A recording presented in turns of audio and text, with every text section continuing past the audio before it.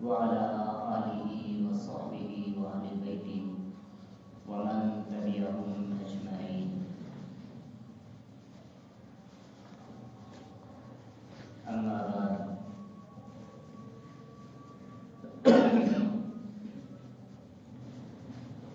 أعوذ بالله من الشيطان الرجيم. بسم الله الرحمن الرحيم.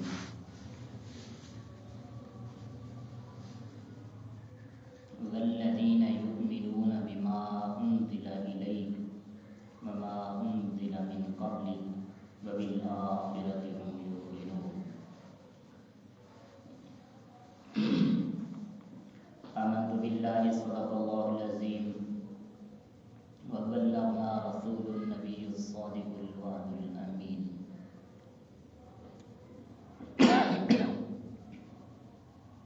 اللهم صل على سيدنا ومولانا محمد وعلى آل سيدنا ومولانا محمد وبارك وسلم ثم صلوا عليه. رب العالمین نے قرآن مجید پوری انسانیت کی رشد و ہدایت کے لیے نازل فرمایا،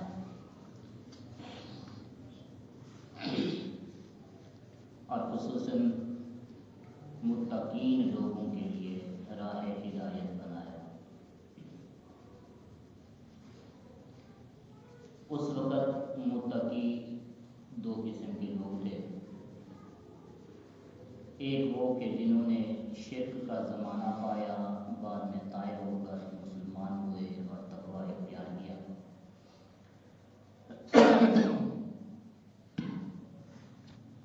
اور ایک وہ لوگ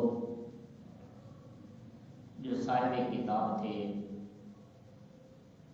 یعنی تورات و انجیل و زبور کو ماننے والے تھے،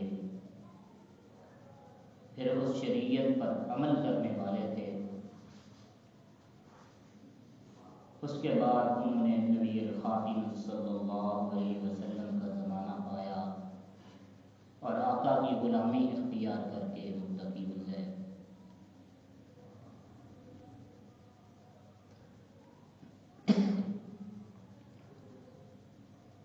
شاید انہی لوگوں کے لیے ایمانیات کے بارے میں رب العالمین نے فرمایا کہ ہم نے جو آپ پر نازل کی، یعنی کلام مجید، قرآن مجید، اس پر وہ ایمان رکھتے ہیں، اور ان سے پہلے، اس کتاب سے پہلے ہم نے جو کتابیں نازل کی وہ لوگ ان پر بھی ایمان رکھتے ہیں۔ یقیناً ان کتابوں پر ایمان رکھنا ہر مسلمان کے لیے ضروری ہے، کیونکہ یہی وہ کتابیں ہیں جن میں نبی خاتم صلی اللہ علیہ وسلم اور آقا کے اصحاب رضوان اللہ علیہ اجمعین کی بشارتیں دی گئی ہیں۔ جیسے کہ فرمایا گیا کہ میرے بعد ایک رسول آئے گا، اسمہ احمد، ان کا نام احمد ہوگا۔ عیسیٰ علیہ السلام کو یہ بشارت دی گئی، انہوں نے یہ بشارت اپنی امت کو سنائی، یأتی من بعدی، کہ میرے بعد آئے گا وہ پیغمبر جس کا نام احمد ہوگا۔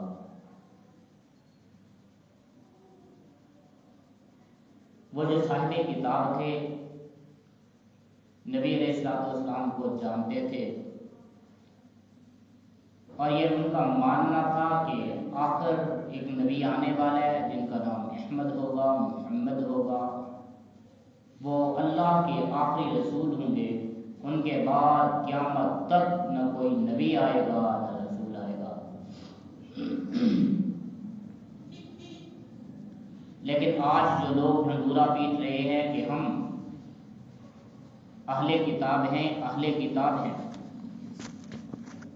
اور وہ نبی الخاتم صلی اللہ تعالی علیہ وسلم کی عزت و عظمت کے قائل نہیں ہے، آقا کی نبوت و ختم نبوت کے قائل نہیں ہے، وہ کس منہ سے کہہ سکتے ہیں کہ ہم اہل کتاب ہیں؟ حالانکہ ان کی کتاب میں تو ہمارے اور آپ کے پیغمبر صلی اللہ علیہ وسلم کی تعریفیں کر دی گئی۔ جو آقا کی تعریف کا قائل نہیں ہے، جو آقا کی ختم نبوت کا قائل نہیں ہے، در حقیقت وہ ان کتابوں کا بھی قائل نہیں ہے۔ اس لیے جن کتابوں میں بشارت آئی ہے ان پر ایمان لانا ہر مومن مسلمان کے لیے لازم ہے، مگر چونکہ میرے اور آپ کے پیغمبر صلی اللہ علیہ وسلم ساری دنیا کے لیے رسول اور نبی بن کر آئے ہیں اور آخری شریعت اور آخری کتاب لے کر آئے ہیں، اس لیے آقا صلی اللہ علیہ وآلہ وسلم کی شریعت کی موجودگی میں ہمیں کسی اور شریعت کا تابع رہنا یہ حرام ہے، اور کسی اور شریعت کا مقلد بننا بھی حرام ہے۔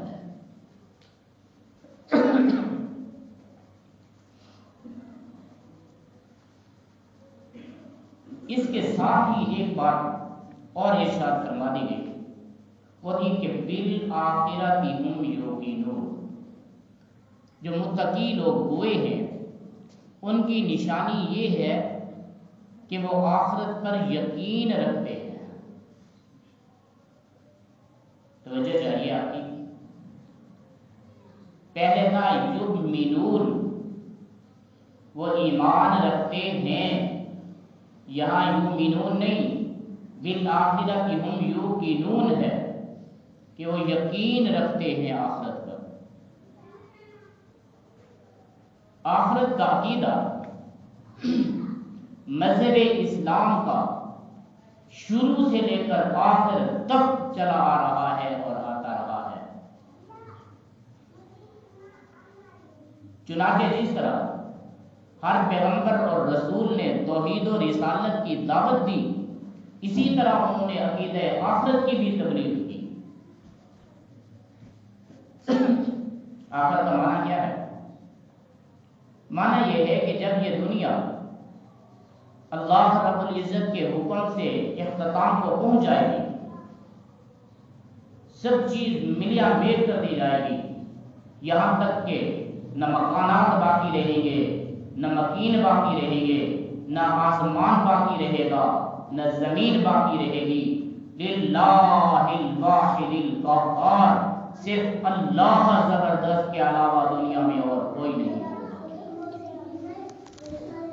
ہر موجود ناموجود ہو جائے گی، ہر موجود عدم ہو جائے گی، پھر اس کے بعد پروردگار اپنے امر سے زمین کو پیدا فرمائیں گے، آسمان کو پیدا فرمائیں گے، پھر دنیا کو باہر لائیں گے، پھر جو لوگ فوت ہو چکے وہ ذی روح سب چیزیں انسان ہوں کہ حیوان ہوں، وہ سب کی سب چیزیں واپس آئیں گی اور ان سے ان کے اعمال کا، ان کے اختیار کا حساب لیا جائے گا۔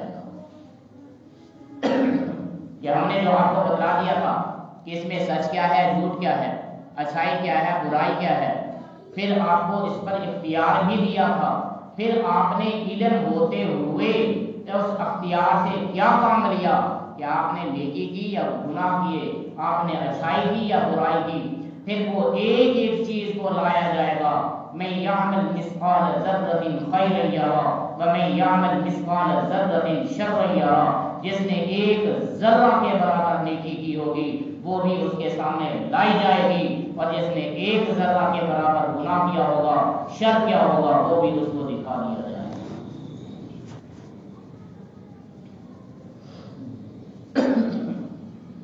اب پھر اس کے اعمال کو گنا نہیں جائے گا بلکہ تولا جائے گا۔ تولا اس لیے جائے گا کہ یہ دیکھنا مقصود ہے کہ آدمی کے عمل کے اندر للہیت کتنی تھی، اخلاص کتنی تھا، اللہ کی محبت کتنی تھی۔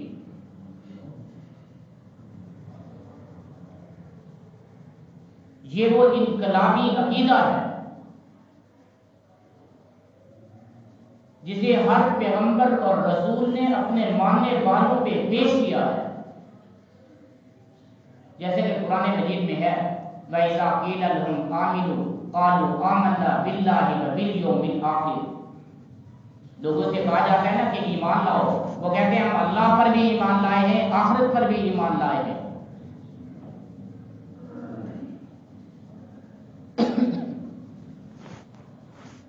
یہ عقیدہ اگر نصوص قطعیہ سے ثابت ہے پھر نصوص ظنیہ سے بھی ثابت ہے. یہ انسان کے وہم و گمان میں بھی آ جانے والی بات ہے کہ ضرور ان سردیوں کی رات میں جو ساری رات بستر کی مخالفت میں مصلے پہ کھڑا ہو، جو سارا دن حلال روزی اگرچہ تھوڑی ہو اس پہ قناعت کرتا ہو، اور آپ کہہ دیں کہ بندہ بڑا نیک آدمی ہے، بڑا نمازی ہے، جناب حلال کھانے والا ہے، کیا اتنے کہنے سے اس کا گزارا ہو جائے گا؟ اس کے برعکس ایک آدمی ساری رات چوری میں، بدماشی میں، شراب میں، زنا میں ملوث رہتا ہے، اور صبح آپ کہیں گے یار بندہ بڑا گندا ہے، آدمی صحیح نہیں ہے، یاری کے لائق نہیں ہے. کیا اتنے سے کہنے سے اس کا معاملہ برابر ہو جائے گا؟ ضروری ہے کہ جو اچھا ہے اس کو انعام دیا جائے اور جو برا ہے اس کو سزا دی جائے، اور دنیا میں انسان بچنے کے لیے بھی اسی طرز پہ قانون نافذ کرتے ہیں کہ اچھے کو انعام ملے، ملازم کو تنخواہ ملے، اور باقی کو سزا ملے، اور برے آدمی کو بھی سزا ملے. اچھا دنیا کے قانون ہیں اسی طرز پہ ہے، لیکن جس ملک میں کوئی چور، کوئی بدماش، کوئی قاتل، کوئی زانی، کوئی اور بدماش جب حکومت کے پھندے میں آ جائے تو حکومت اسے سزا دیتی ہے. اگر وہ سزا کی ڈر سے تائب ہو کر چھپ جائے، ہٹ جائے، تو آپ کا کیا خیال ہے؟ وہ نیک بن جائے گا؟ یا صرف وہ حکومت کے ڈر کی وجہ سے اپنے اعمال کو چھپائے گا؟ یہاں جہاں پر حکومت کی دسترس نہیں ہوتی، پولیس کی پہنچ نہیں ہوتی، وہاں سارے لوگ اللہ والے رہتے ہیں، متقی رہتے ہیں.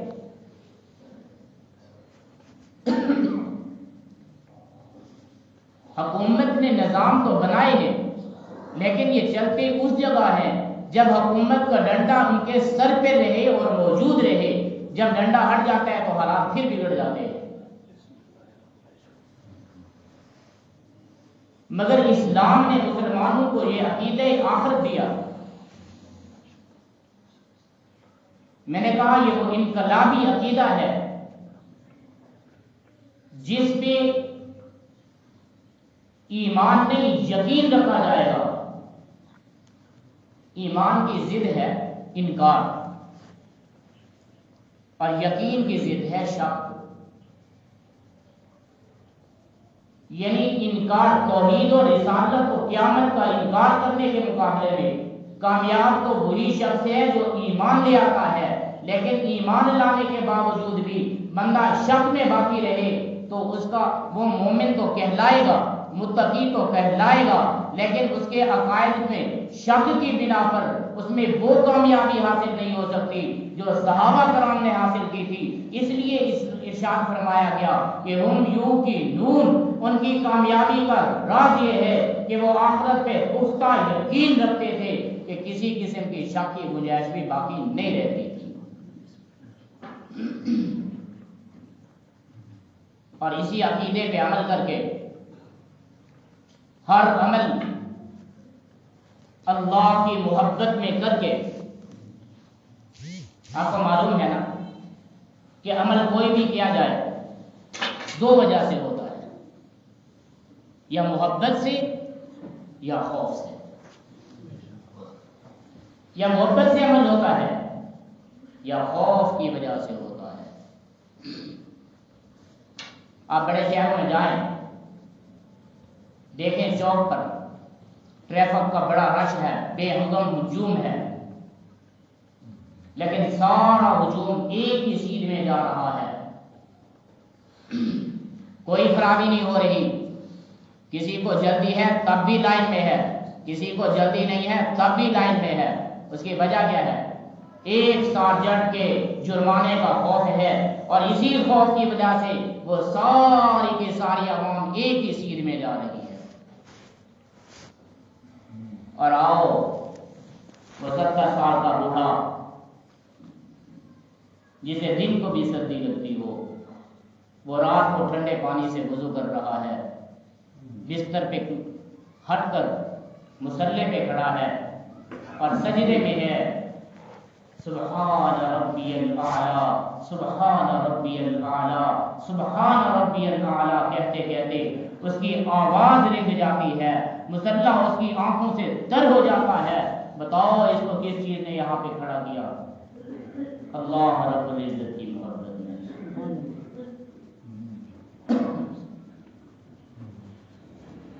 محبت کا وعدہ وفا کرنے والے، نمازیں محبت سے ادا کرنے والے، محبت کی دنیا محبت کی دی ہے، محبت نہیں ہے کچھ بھی نہیں ہے.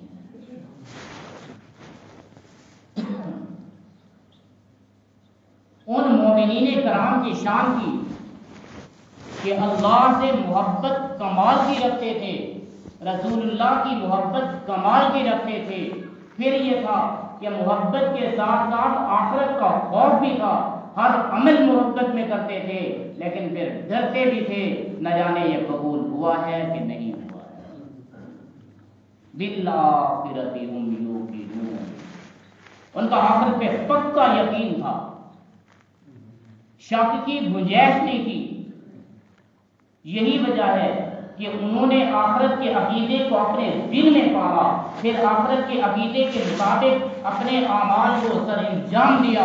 وہ جو مکے اور مدینے کے رہنے والے تھے، آپ کے ہندوستان پاکستان تک آ گئے، جنہیں آپ کی بولی نہیں آتی تھی، جنہیں آپ کا انداز نہیں آتا تھا، جنہیں آپ کا طور طریقہ رسم و رواج نہیں آتے تھے، لیکن اس کے باوجود بھی وہ حرم سے نکلے، حجاز سے نکلے، پوری دنیا میں چھا گئے، اور انہیں آپ کی بولی نہیں آتی تھی. وہ آپ کو ہماری طرح رسمی یہ تبلیغ نہیں کر سکتے تھے، انہوں نے آپ کے ساتھ آ کر زیادہ جہاد بھی نہیں کیے ہیں، لیکن باوجود اس کے کہ ان کی حاضری، ان کے اعمال، ان کے معاملات کو دیکھ کر، ان کی الہیت کو دیکھ کر، تقوی اور طہارت کو دیکھ کر بے شمار لوگوں نے اسلام کو قبول کر لیا. سچ بتائیں، عرب والوں کو ہندوستانی آتی تھی؟ یہاں آ کر انہوں نے کوئی آپ کو بتایا بھی ہم مسلمان ہیں، ہم نے نبی علیہ السلام سے یہ سنا ہے، یہ سنا ہے، ایسے سنا ہے، ایسے دیکھا ہے، ایسے دیکھا ہے، ایسے دیکھا، لہذا آپ بھی ایسے کرو؟ نہیں نا. ان کے پاس جو اعمال تھے وہ خالص للہیت میں تھے. ان کے اعمال کی سچائی کو دیکھ کر، ان کے قول کی صفائی کو دیکھ کر، ان کے وعدے کی پابندی کو دیکھ کر دنیا مسلمان ہو گئی. چنانچہ ایران میں جب مسلمان صحابہ کرام تشریف لائے تو ایران کے لوگوں نے اپنے بادشاہ سے شکایت کی کہ یہ جو لوگ آئے ہیں یہ ہماری تجارت برباد کر رہے ہیں. شاہ ایران نے ان کو طلب کر لیا اور پوچھا آپ نے ہمارے ملک میں آ کر ہمارے باشندوں کی تجارت کو برباد کر دیا؟ تو ان کے ترجمان نے کہا نہیں، یہ کہتے ہیں ہم نے تو تاجروں کو کچھ بھی نہیں کہا، آپ اپنی عوام سے پوچھ لیں ہم نے ان کو کیا کہا ہے. عوام کے نمائندے بلائے گئے اور مقامی تاجر اور مسافر تاجروں کا موازنہ عوام سے کرایا گیا. تو عوام نے کہا اصل میں ہمارے دل میں ان مسافروں کی محبت اس لیے پیدا ہوئی ہے کہ یہ قول کے سچے بھی ہیں، معاملات کے بھی سچے ہیں. جب ہم ان سے کوئی چیز خریدتے ہیں تو یہ بتا دیتے ہیں کہ اس کا یہ فائدہ ہے، اس کا یہ نقصان ہے، اس میں یہ خوبی ہے اور یہ کمزوری ہے، اتنے کہ ہم بیچتے ہیں، لینا چاہیں لے لیں، نہ لینا چاہیں نہ لیں. اور جو ہمارے علاقے کے تاجر ہیں وہ خرابی کو بھی خوبی بنا کر دیتے ہیں، خوبی نہ ہو تب بھی پیش کرتے ہیں، خوبی ہو تو ڈبل کر کے پیش کرتے ہیں، اور اس میں جو نقصان ہوتے ہیں وہ نقصان کو بیان نہیں کرتے اور منافع کو واضح نہیں کرتے، وہ کہتے ہیں اتنے کہ ہم نے خریدی ہے۔ تو شاہ ایران حیران ہوا، تو اس نے اپنی زبان میں ایک لفظ کہا، اس نے کہا مجھے سمجھ آ رہی ہے، مجھے یہ سمجھ آ رہی ہے جو اپنے اندر دیانت اور امانت کا مادہ لے کر دنیا میں نکلے ہیں، اگر ان کا یہی حال اور یہی طریقہ کار رہ گیا تو قیامت کی صبح تک شاہی ان کی رہے گی۔ اچھا وہ دیانت داری کیوں کرتے رہے؟ یہاں کے تاجر ان کو نہیں سکھا رہے تھے کہ جھوٹ بولو، خرابی کرو، اور جو کمزوری ہے وہ بیان نہ کرو، جو سچائی ہے اسے زیادہ شو کرو؟ وہ نہیں کہتے تھے؟ سب کچھ تھا، لیکن وجہ یہ تھی کہ وہ مقامی طرز عمل کو نہیں اپناتے تھے، کہ ان کے دل میں عقیدہ آخرت کوٹ کوٹ کر بھرا ہوا تھا۔ یہی وجہ تھی کہ وہ اپنے ہر اعمال میں ہر قدم پہ ڈرتے تھے کہیں اس پہ آخرت میں مواخذہ نہ ہو اور اللہ ہمیں آخرت میں عذاب نہ دے۔ قرآن پاک نے متقین آدمی کو یہ شان بیان کی ہے کہ وہ لوگ آخرت پہ یقین رکھتے تھے۔ میں نے اپنے طرز میں پہلے کہا تھا یؤمنون بالغیب سے ہم مراد حضرت ابوبکر صدیق کو لیتے ہیں، یقیمون الصلاۃ سے مراد ہم حضرت فاروق اعظم کو لیتے ہیں، مما رزقناہم ينفقون سے میری مراد حضرت عثمان غنی ہے، اور یؤمنون بما انزل الیک وما انزل من قبلک سے مراد حضرت علی المرتضیٰ ہے۔ تو میں اپنے وجدان میں کہتا ہوں بالآخرۃ ہم یوقنون سے مراد حضرت امیر معاویہ، حضرت امیر معاویہ رضی اللہ تعالی عنہ وہ مظلوم صحابی رسول ہے، جس صحابی رسول کو دشمن نے تو معاف کیا ہی نہیں ہے، لیکن کچھ اپنے بھی ہیں جو اس پہ طعن و تشنیع کرتے ہیں۔ لیکن اگر میں انہی اپنوں کی بولی میں کہہ دوں کہ احکام شریعت میں حضرت اعلیٰ حضرت امام احمد رضا خان رحمۃ اللہ علیہ نے برجستہ جواب دیا ہے اور لکھا ہے میں یکن یطعنو فی معاویہ فذاک منک لا بالحاویہ، جو امیر معاویہ پہ طعن و تشنیع کرتا ہے، جو امیر معاویہ پہ زبان درازی کرتا ہے، فرمایا فذاک منک لا بالحاویہ، وہ جہنم کے کتوں میں سے ایک کتا ہے۔ حضرت امیر معاویہ رضی اللہ تعالی عنہ پر طرح طرح کے الزام لگائے جاتے ہیں۔ میں اس سے پہلے ایک مثال پیش کرتا ہوں کہ اگر کوئی آپ سے کہے کہ فلاں آدمی خراب ہے، آپ کہتے ہیں نہیں جی نمازی ہے، کیا مطلب؟ کہ آپ کا ایمان ہے؟ قرآن مجید نے بتایا ہے کہ ان الصلاۃ تنہی عن الفحشاء والمنکر، نماز بے حیائی اور برے کاموں سے بچا لیتی ہے، روک لیتی ہے، ڈھال بن جاتی ہے۔ جب آپ سے کوئی کہتا ہے فلاں سود خور ہے، آپ کہتے ہیں نہیں جی نمازی ہے۔ کوئی کہتا ہے کہ فلاں چور ہے، آپ کہتے ہیں نہیں جی نمازی ہے۔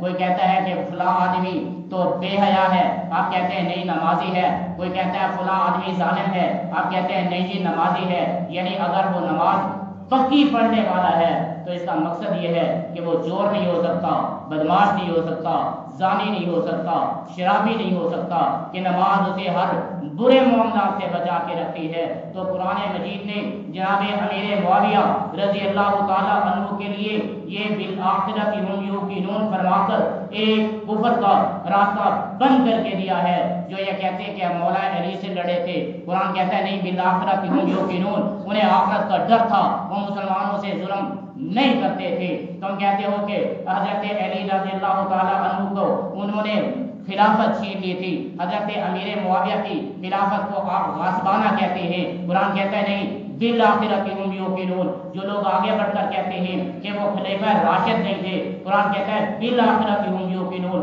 جو امیر معاویہ پہ جس انداز میں تبرہ کرے قرآن مجید اس کو کھل کر کے جواب دیتا ہے بالآخرۃ ہم یوقنون، اس کے دل میں آخرت کا ایمان تھا، آخرت کا یقین تھا، وہ اپنے ہر عمل کو آخرت کی بہتری کا ذریعہ کرتے تھے۔ اور حضرت امیر معاویہ رضی اللہ تعالی عنہ کے متعلق بہت سی حدیثیں ہیں۔ ایک مرتبہ نبی علیہ الصلوۃ والسلام کے ساتھ وہ جا رہے ہیں، سواری پر پیچھے سے سوار ہیں، حضور نے فرمایا معاویہ تیرا کون سا حصہ جسم کا میرے جسم کو لگ رہا ہے؟ کہتے ہیں یا رسول اللہ میرا پیٹ بڑا ہوا ہے، وہ آپ کی کمر مبارک کو چھو رہا ہے۔ تو منزہ ہاتھ اٹھے اور حضور نے دعا ارشاد فرمائی، فرمایا اللہم اجعل معاویہ ہادی و مہدیہ، اللہ امیر معاویہ کو ہادی بھی بنا دے، قوم کا مہدی بھی بنا دے۔ اور نبی علیہ السلام نے دعا فرمائی اللہ امیر معاویہ کے پیٹ کو علم اور حلم سے بھر دے۔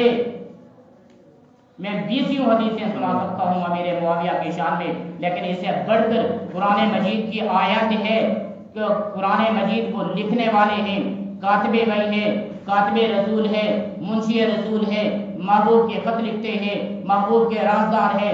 سب کچھ کے بعد قرآن نے پھر کہا کرام بررہ بِأَيْدِي سَفَرَہ، کتنے ہی معظم آتے ہیں، کتنے بہترین آتے ہیں جو اللہ کے قرآن کو لکھنے والے ہیں۔ آخر میں کہتا ہوں اگر حضرت امیر معاویہ رضی اللہ تعالی عنہ کے حق میں کوئی ایک حدیث بھی نہ ہوتی، کوئی ایک آیت بھی امیر معاویہ کے حق میں نہ ہوتی، تو اتنا ہی کافی تھا کہ وہ صحابی رسول ہے۔ اتنا ہی کافی تھا کہ امیر معاویہ صحابی رسول ہے۔ یہ جو آیاتیں صحابہ کی شان میں ہیں، ان آیاتوں میں امیر معاویہ بھی شامل ہیں۔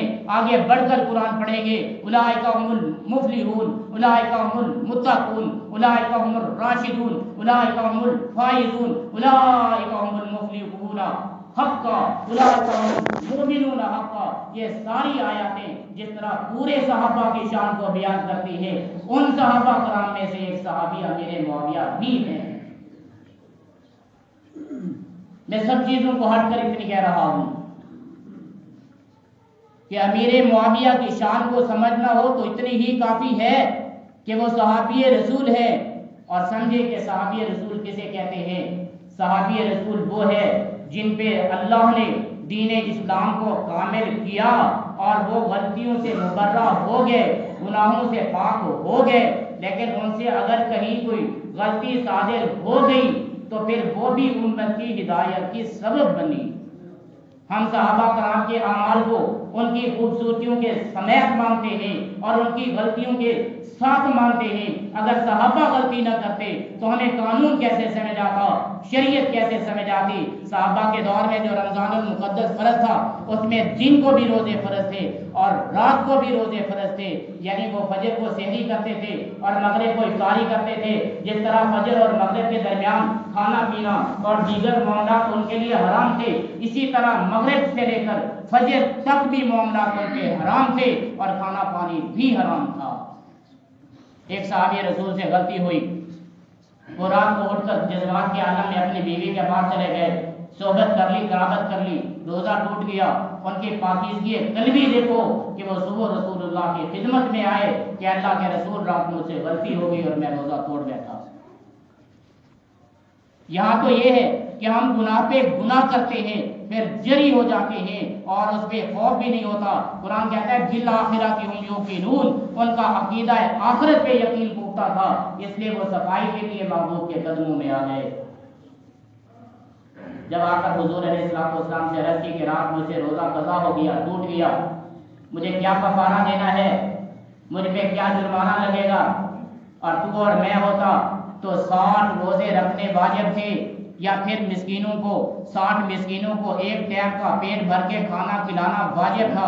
لیکن صحابی کی شان دیکھیے کہ اللہ کے رسول چپ ہوئے اور جبریل امین تشریف لے آئے، انہوں نے آ کر عرض کی محبوبہ اللہ کہتے ہیں ان سے کہو اب دن کو روزہ رکھیں، رات کا روزہ ان کے لیے معاف کر دیا گیا۔ میں نے کہا ان کی غلطی ہمارے لیے کارآمد ہوئی، فائدہ مند ہوئی۔ اگر وہ ایسے نہیں کرتے تو آج ہم دن کا روزہ نہیں رکھ سکتے تو رات کا کیسے رکھتے؟